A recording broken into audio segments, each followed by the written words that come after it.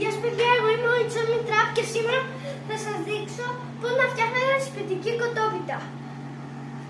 Παιδιά, πήρα τα ρούχα μου για να ντυθώ. Τα έβαλα τα ρούχα μου και τώρα θα σας δείξω πώς να το φτιάξετε.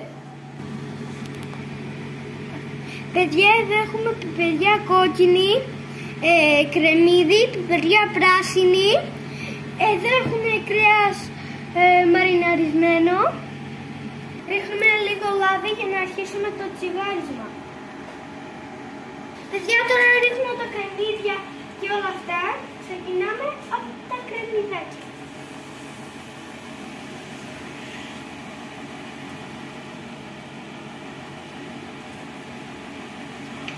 Τα αρχίζουμε όλοι μαζί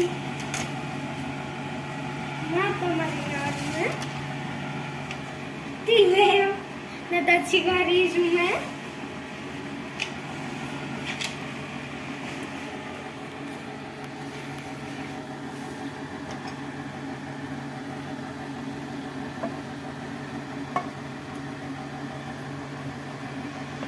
Παιδιά, προσθέτουμε εδώ καλαμπόκι με μανιτάρι.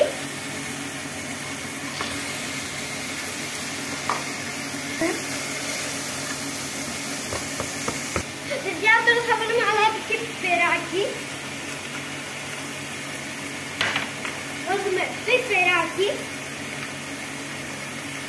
και τα ανακατεύουμε. Παιδιά,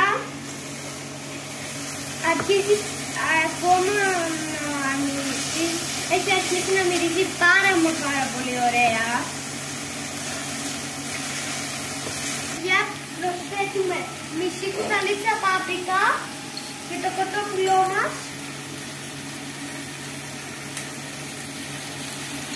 Περίπου τόσο, μία κοφτή. Ρίχνουμε μέσα και το κοτόπουλό μας.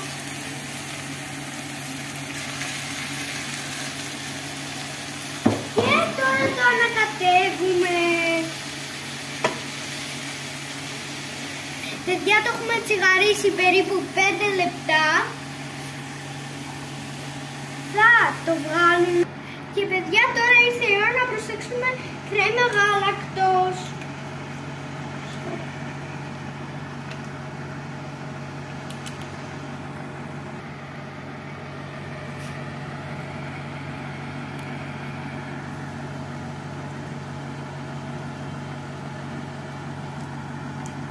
Όλο.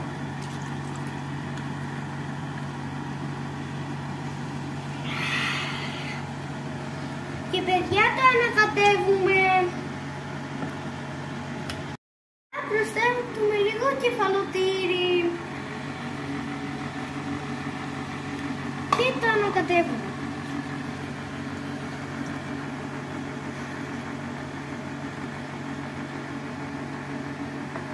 Παιδιά, βάζουμε λίγο λάδι, προσθέτουμε στο ταψί. Παιδιά, τώρα προσθέτουμε το φύλλο μας. Παιδιά, τώρα θα προσθέσω όλα τα φύλλα και θα σας το δείξω τελικά μόλις γεμίσουμε τη γέμιση. Παιδιά, τώρα έχουμε φτιάξει μια κοτόπιτα εξαιρετική. Τη βάζουμε τώρα στον φούρνο. Εδώ μέσα είναι ήδη. Περιμένουμε, παιδιά, γύρω στα 45 λεπτά και θα την δοκιμάσουμε. Όταν είναι έτοιμη σας κλείνω και θα τα πούμε τα ου. Παιδιά, η κοτόπιτα είναι έτοιμη. Πάμε να τη δοκιμάσουμε. Σας κλείνω για να το δείξω. Έτοιμη η κοτόπιτα, την κόψαμε. Είναι η άκρη της κοτόπιτας. Και πάμε να τη δοκιμάσουμε. Την αφήνω λίγο να κρυώσει γιατί καίει. Θα είναι νόσιμη, καλή επιτυχία και σε εσάς. Θα σας δείξω μετά που θα το δοκιμάσω. Ναι. Παιδιά, είναι εξαιρετική. Να τη φτιάξετε κι εσείς. Να τη δοκιμάσω. Αχ, καίει. Παιδιά, να τη δοκιμάσω, είναι εξαιρετική. Προτείνω να τη φάτε.